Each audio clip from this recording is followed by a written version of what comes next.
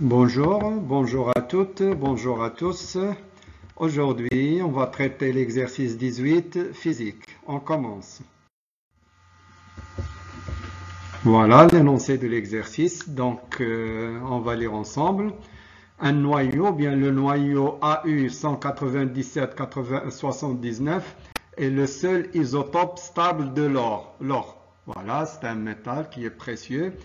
L'or possède plusieurs isotopes. Il n'y a qu'un seul isotope qui est stable. D'accord? AU, c'est aurore. Normalement, ça s'écrit le nom chimique, c'est aurore et la notation, c'est AU. Alors, les autres isotopes sont radioactifs.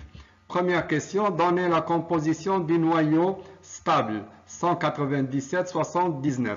On a déjà fait cette question, on va la refaire. Voilà, donc composition du noyau. Donc nous avons Z79, ce qui veut dire qu'il y a 79 protons. Et pour les neutrons, nous avons les nucléons, on va retrancher les protons. Donc c'est le nombre total moins le nombre des protons, ce qui va vous donner 118. 197 moins 79, ça fait 118. Donc 118 neutrons, 79 protons et 118 neutrons. La deuxième question. Les noyaux AU 194 et AU 198 sont radioactifs, l'un de type bêta-, l'autre de type bêta+.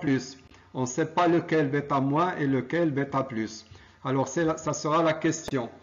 De 1, attribuer ou bien identifier celui qui est de radioactivité bêta- et celui qui est de radioactivité bêta+.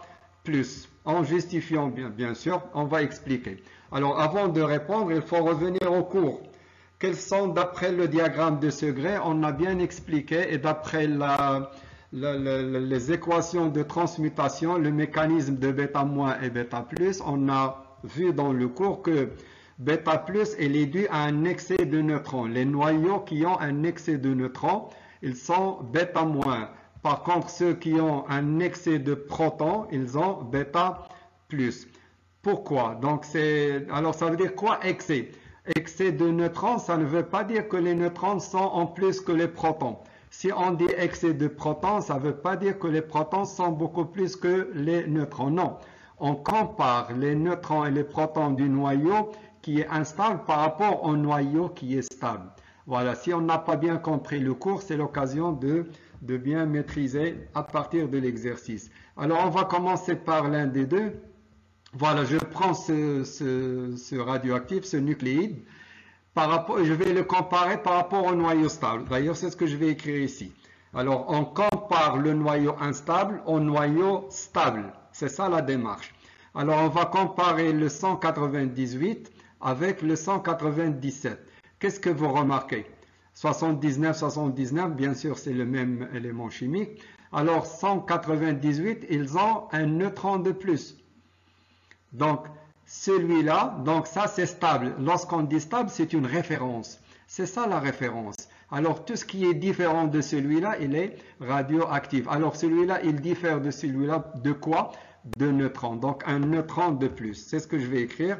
On remarque que 198 AU a un neutron de plus que le stable. Donc, elle a des neutrons de plus. Donc, on dit qu'elle a un excès, plus qu'il en faut, un excès de neutrons. Et d'après le cours, et d'après le diagramme de Segre, ceux qui ont un neutron de plus, et le mécanisme bien sûr du neutron, ils sont radioactifs bêta-. Alors c'est ce que je viens d'écrire. Alors AU a un excès de neutrons, donc je déduis qu'il est radioactif bêta-. Alors celui-là qui reste, forcément, il est radioactif bêta+. Si on raisonne sur l'autre, qu'est-ce que vous remarquez ici? 194, c'est inférieur à 197. C'est-à-dire qu'elle a des neutrons de moins que celui-là. Alors, si elle a des neutrons de moins, alors ça veut dire qu'il doit retrancher les protons. Donc, elle a des protons plus qu'il en faut. Les 79, c'est beaucoup pour les 194. 79, c'est pour 197. Donc, 79, c'est trop. Donc, on peut dire qu'elle a des protons en excès. Et on va arriver au même résultat, bêta+. Pour finir, on va écrire les équations de désintégration de chaque nucléide. Voilà, donc je commence. Les équations, on dit équation nucléaire, équation de désintégration. équations de transmutation, utilisez le mot que vous voulez. L'essentiel, ce sont des équations physiques et non pas des équations chimiques. Je commence par le premier élément, 198. On a dit il est radioactif bêta moins. Donc bêta moins, c'est un électron. Le symbole, c'est E0-1. Ça à prendre par cœur. Alors, d'après les lois de Soddy, 198 moins 0, donc ça va vous donner 198. Alors, 79 moins 1, ça veut dire plus 1, ça va vous donner 80. Alors, vous allez chercher sur la table périodique. Le jour d'examen, on vous donne des éléments à choisir. Hein. Ne vous inquiétez pas. Pas comme ici. Ici, c'est un travail à la maison. Donc, vous cherchez et vous allez trouver que c'est le mercure.